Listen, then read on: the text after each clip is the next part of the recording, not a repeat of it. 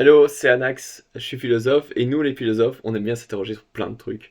Bref, on est des enquêteurs de tout et de rien, et une fois qu'on commence, c'est dur de nous arrêter, comme Socrate, qui même condamné à mort par la démocratie athénienne, ne pouvait s'empêcher d'interroger ses amis sur l'âme humaine. Dans cette vidéo, je vous propose de me suivre dans une enquête sur la démocratie. Pour ceci, j'ai eu la chance de participer à un événement des Young Thinkers.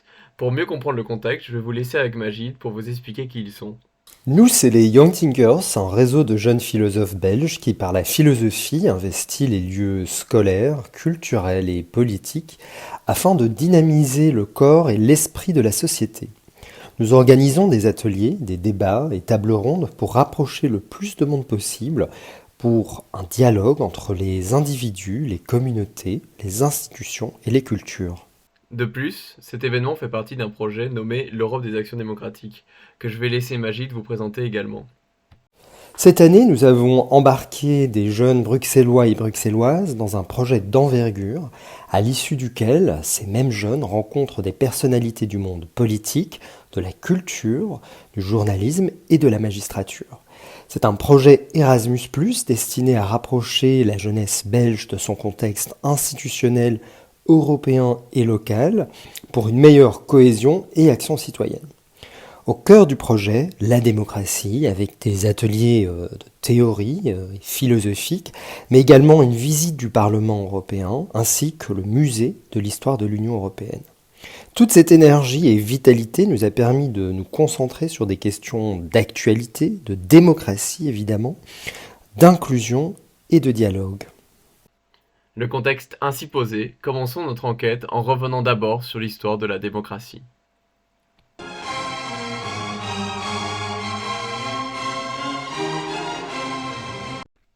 L'une des premières démocraties, c'est celle d'Athènes. Oui, oui, la même qui a condamné Socrate. Chez eux, pas d'élection. Tout le monde peut être tiré au sort pour participer. Donc tous les citoyens finissent par faire de la politique. Voter les lois, régler les affaires de la cité, etc. Notez que tous les citoyens n'incluent que les hommes libres nés à Athènes de parents athéniens. Donc pas les étrangers, les femmes, les esclaves. Bref, à Athènes, si vous êtes citoyen, faire de la politique fait partie de votre vie. Ensuite va venir un autre mot que l'on entend souvent, la République romaine. Ici, c'est différent. On a encore des citoyens, mais parmi eux, il y a une classe sénatoriale. Seulement certains citoyens, issus de certaines familles, ont droit à agir politiquement, et donc devenir sénateurs. Donc ici, une élite de citoyens a droit à un pouvoir politique. Ensuite, tout ça va se perdre durant le Moyen Âge et être remplacé par d'autres systèmes politiques.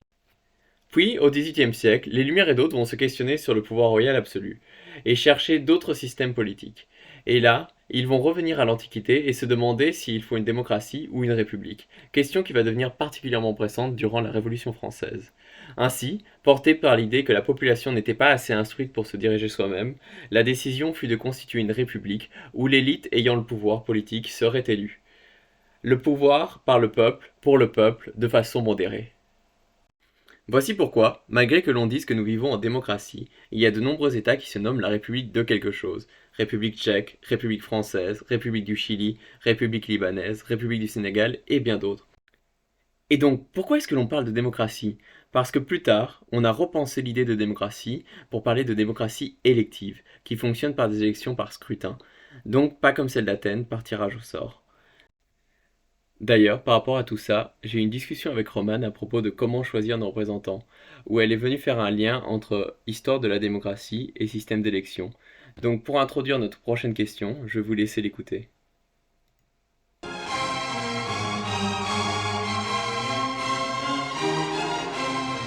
Après, je trouve que le paramètre qui change, c'est le mode d'élection. Donc, soit on a une élection pure et dure avec des votes, soit on a un tirage au sort dans la démocratie athénienne. Et je pense que le tirage au sort, c'est bien en un sens, parce que ça laisse ses chances à tout le monde. Là où le vote, ça peut être très vite trafiqué, ça peut être influencé, et par exemple, je sais pas, une personne qui a beaucoup plus d'argent qu'une autre aura peut-être beaucoup plus de chances de se faire élire parce qu'elle peut mettre les moyens dans sa campagne électorale, par exemple. Là où dans un tirage au sort, en fait, il n'y a même pas besoin de ça parce que c'est du hasard et tous les citoyens pouvaient participer, ce qui est aussi très pratique. Après oui, est-ce que au niveau de la profession, enfin de la connaissance, est-ce que c'est pas mieux si c'est des personnes qui sont formées, qui ont fait des études par exemple de sciences politiques ou de droit pour nous représenter, ou des citoyens lambda, mais en même temps les citoyens lambda, il peut y en avoir de tous les horizons et ça peut diversifier très fort le débat, ce qui peut être très intéressant aussi. Donc les deux ont leurs défauts, les deux ont leurs qualités, et un mix des deux peut-être c'est la solution. Ici, on remarque que changer le mode d'élection, c'est aussi changer qui a le pouvoir. Cela m'interroge sur qui a le pouvoir dans la démocratie contemporaine et quelle est leur légitimité. Et donc, on va reprendre avec Victoria et Déborah par l'idée qu'il y a un lien entre démocratie et choix du peuple. Puis on écoutera Victoire sur l'importance d'inclure les différences. La démocratie consiste à mettre en avant le choix du peuple. Et en Belgique notamment, on ne peut pas nier, le peuple, il n'est pas composé uniquement de personnes blanches ou de vieux, entre guillemets, riches. Il y a aussi des entités différentes, des cultures différentes. Et donc, ressembler ces cultures et essayer de ne pas les partager, je pense que ça peut avoir un impact sur la démocratie et la liberté de chacun, pour que le choix et l'opinion de chacun puissent être pris en compte. C'est ça, en fait, on aimerait bien que les gouvernants ils représentent le peuple et que ça ne soit pas des idées qui sont faites en fonction de leur réalité à eux et pas des réalités de tout le peuple, en fait, parce que je pense que, je parle pour moi-même, mais je pense que je ne partage pas les mêmes réalités que les gouvernants de notre pays, et je pense que c'est le cas pour la plupart des Belges, en fait. Oui, bien sûr, parce que du coup, on est tous différents, on a tous des valeurs différentes, on appartient tous à des groupes sociétaux différents. En fait, c'est ça qui fait... c'est ça le point positif, je dirais, dans une société démocratique. Mais malheureusement, c'est pas ce qui est reflété dans notre société ici. En fait, on a plus l'impression que les différences de chacun, c'est comme comment dire, en gros, les différences que chaque groupe peut avoir, ou chaque personne individuellement peut avoir, c'est ce qui leur fera défaut, entre guillemets. Mais quand on regarde les gens qui sont au pouvoir, nos représentants, etc., déjà juste là, on voit qu'il n'y a pas énormément de diversité, il n'y a pas énormément de mixité. Et je trouve ça aussi important que les gens qui nous gouvernent, on puisse se référencer à eux, dans le sens où on puisse, quand on voit par exemple un représentant politique, on puisse se référencer à lui, dans le sens où c'est quelqu'un qui peut avoir grandi dans un certain milieu, ce qui fait que il y aura peut-être plus de personnes qui vont s'identifier, que lui-même pourra plus comprendre ce groupe de personnes-là et du coup mettre en œuvre certaines choses. En fait, le fait qu'il y ait trop, que les représentants en général soient, on va dire, d'un même milieu, on va dire un peu aisé, etc., ça ne permet pas de prendre en compte les réalités de la société dans laquelle on vit. Donc ici, je constate qu'il y a un gros enjeu sur la représentativité. Donc ça doit être un paramètre important en parlant de démocratie. Ce qui me fait me demander, c'est quoi les paramètres qui font une démocratie et est-ce que nos démocraties en sont à la hauteur ? Pour essayer de les découvrir, j'ai eu quelques discussions avec Elliot, Victoire et Roman. Et aussi, j'ai pu écouter un autre philosophe, Loïc, qui s'inquiétait beaucoup sur l'état de nos démocraties. Donc je vous laisse avec eux pour le prochain chapitre.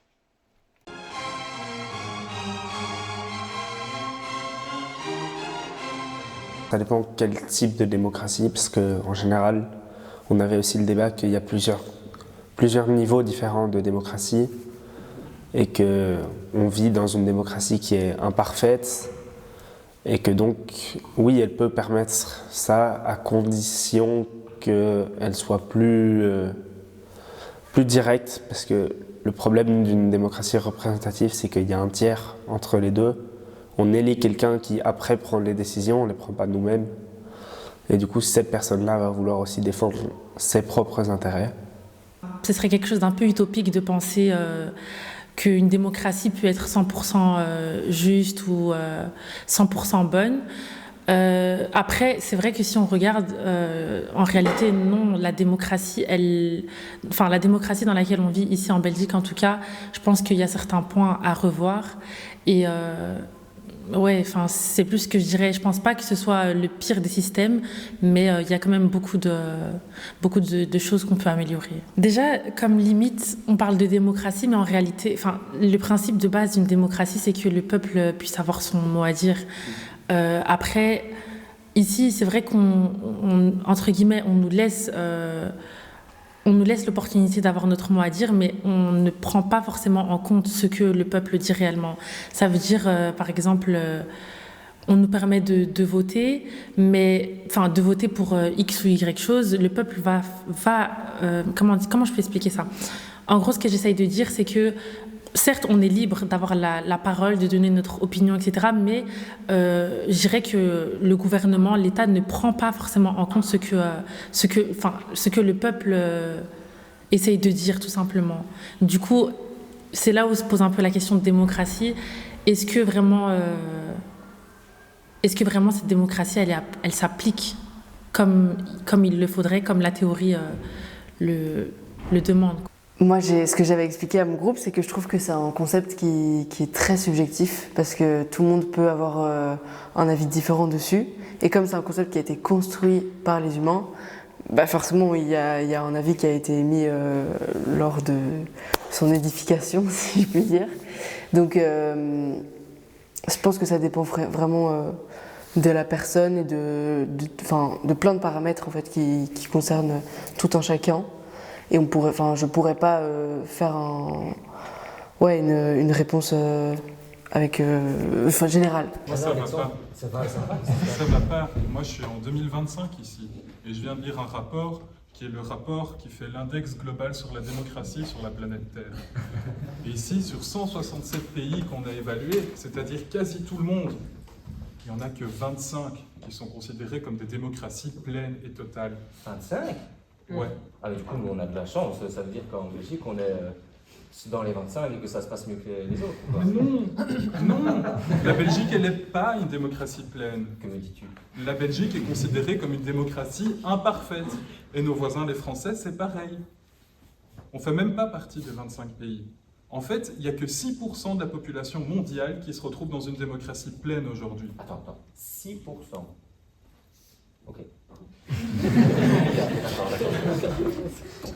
Mais c'est un chouette modèle, non, on m'a dit, la démocratie. Est-ce qu'alors on ne gagnerait pas à faire en sorte que plus que 6% de la population vive sous démocratie? Comment est-ce qu'on fait pour étendre ce C'est compliqué parce que ce n'est pas juste les élections. Par exemple, en Belgique, on a des élections, on a un gouvernement, il y a un peu de participation démocratique, il y a des médias plus ou moins libres.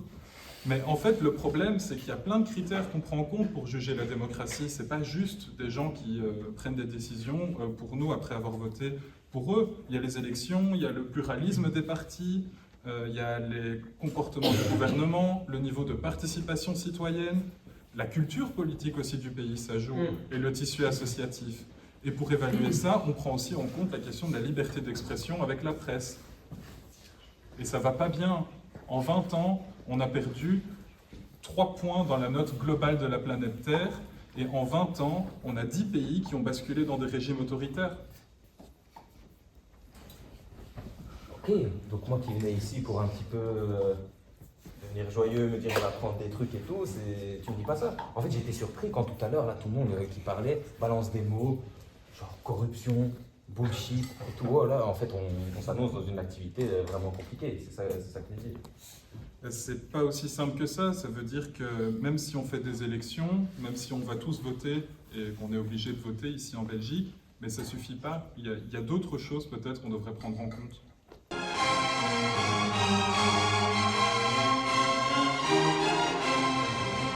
Eh bien, quelle enquête! Comment conclure? Je ne sais pas pour vous, mais chacun de ces échanges m'a fait me poser encore plus de questions sur la démocratie. C'est ce qui arrive souvent avec la philosophie. On comprend mieux, mais on trouve toujours de nouvelles questions. Pour conclure quand même, je vais vous partager les 3 grands thèmes que j'ai identifiés, qui chacun d'entre eux pourrait faire l'objet d'une nouvelle enquête. Premièrement, comment choisir les gens qui ont le pouvoir et nous représentent. Rappelez-vous que cette question a été répondue différemment durant l'histoire, entre le tirage au sort chez les Athéniens, les élites de la République romaine, et les élections par scrutin que l'on a depuis l'époque moderne. Deuxièmement, qui sont les gens qui font de la politique en démocratie? Ce point est lié à des questionnements sur l'intérêt d'être représenté par tel ou tel type de personnes. Quel est ou doit être le groupe social, culturel, économique des personnes qui ont le pouvoir? Là, on a vu plusieurs critiques sur l'homogénéité des représentants actuels, majoritairement des hommes blancs d'une classe sociale assez aisée. Troisièmement, quelles sont les limites de la démocratie? Limites théoriques d'abord, car la démocratie implique certaines façons de faire de la politique qui peuvent être critiquées. Inefficacité, est-ce que l'on est bien représenté, etc. Limites pratiques aussi, car on l'a entendu, on constate certains manquements. Représentativité, droit à l'expression, droit à l'écoute, etc. Et aussi, avec Loïc, on a vu qu'il y avait peu de pays qui réunissent tous les critères établis pour être une démocratie pleine, dont la Belgique et la France. De plus, on pourrait continuer la réflexion en se demandant comment est-ce que l'on règle tout ça? Est-ce que c'est réglable? Qu'est-ce qu'en penseraient nos représentants? Et ça tombe bien, on va essayer de répondre à la dernière question dans la prochaine vidéo. Et oui, avec les jeunes des Young Thinkers, on va aller rencontrer les représentants, on va leur parler, leur poser des questions. D'ailleurs, je vais laisser la parole de fin à Victoria, à qui j'ai demandé quelles questions elle pourrait poser aux représentants. Ben moi, je me demande, à travers tout ce qu'on voit passer ces derniers temps, ces derniers jours, les manifestations, les étudiants qui se révoltent un peu, etc., est-ce que réellement les représentants, ils tiennent, est-ce qu'ils tiennent ça en compte ou pas? Est-ce qu'ils comptent vraiment faire bouger les choses? Est-ce qu'ils comptent